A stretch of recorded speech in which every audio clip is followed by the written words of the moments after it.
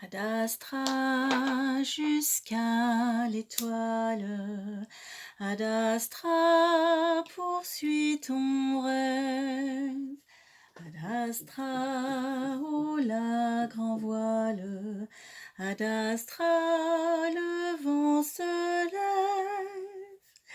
Bonjour les amis, c'est Diana.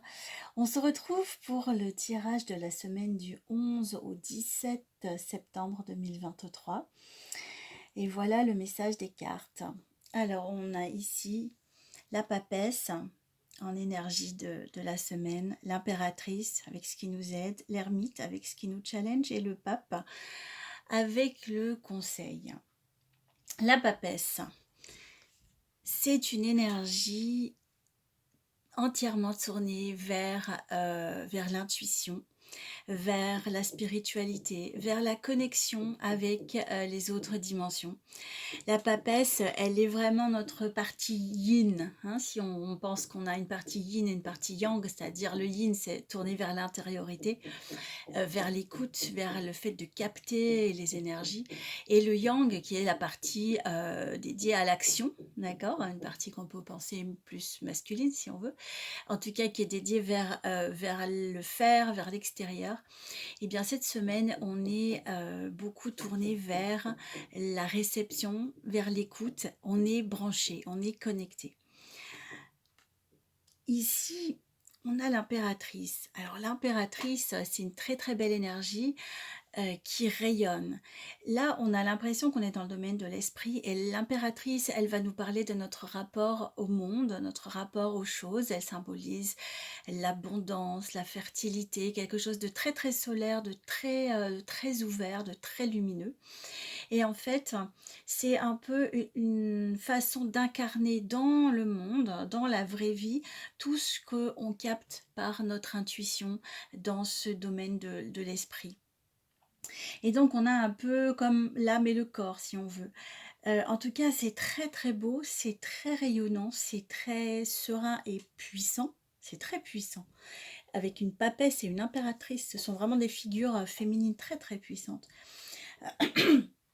Donc, on est... Alors, ça ne veut pas dire qu'on est dans cet état tout le temps, ça veut dire qu'on est appelé à toucher cet état par moment, peut-être à le conserver le plus possible parce que c'est un état très agréable, mais en tout cas, on est habité par ces énergies et on nous recommande de nous en souvenir en fait, d'y penser et de nous connecter avec cette souveraine en soi qui est vraiment posée, calme et qui règne.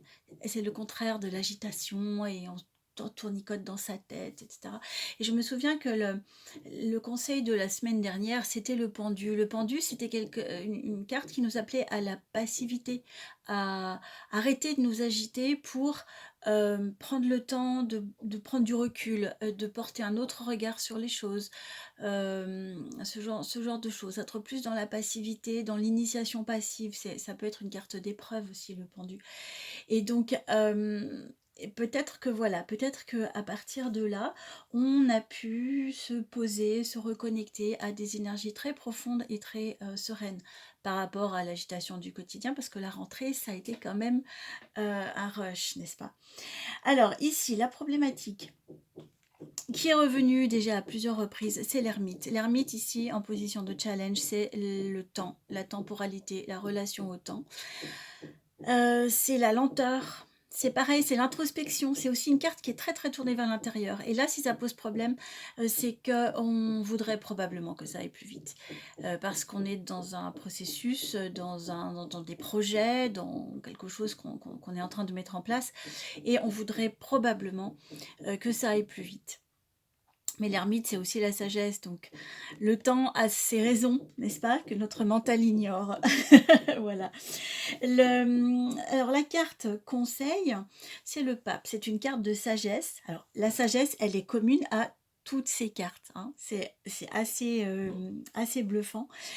Une carte de sagesse, une carte de protection, une carte de connexion aussi avec les puissances d'en haut, avec l'inspiration, avec le divin, avec selon le mot que vous allez poser. C'est aussi une carte de transmission et d'enseignement. Là, ce que ça me dit, c'est qu'on nous rappelle que nous avons un rôle dans la transmission, soit directement par la parole, soit, je pense plutôt à ça, par notre exemple. Et que là, dans cette énergie-là, notre exemple, il va parler à certaines personnes autour de nous. Si on est dans ce calme, dans ce rayonnement paisible, ça va frapper peut-être certaines personnes, ça va inspirer peut-être certaines personnes. En tout cas, on a un rôle de transmission. Surtout que quand on est complètement connecté comme ça, forcément, on amène sur Terre l'énergie spirituelle. Donc, c'est bon de se souvenir que on participe de cette œuvre et que on a notre petite pierre à mettre à l'édifice et à transmettre aussi, ne serait-ce que par l'exemple. Voilà, il ne s'agit pas de donner des leçons de morale ou des leçons de spiritualité, hein, c'est pas ça. Mais c'est vraiment d'incarner quelque chose qu'on vibre. La carte ici, qui viendrait se positionner ici, qu'on calcule en numérologie, c'est encore l'ermite. Alors, ce qui est drôle, c'est que les cartes ont ont plein de significations, elles sont porteuses de beaucoup de symboles. Et donc, on ne les lit pas pareil en fonction de la position qu'elles prennent. Ici, ça va vraiment être une carte de sagesse. Là, la question du temps n'est pas un problème. C'est une carte d'intériorité et ça résume toutes ces cartes en parlant de cette sagesse qui peut être pas forcément visible, qui peut être cachée aux yeux du monde, mais qui brûle. Là, sous le manteau, il y a cette lanterne.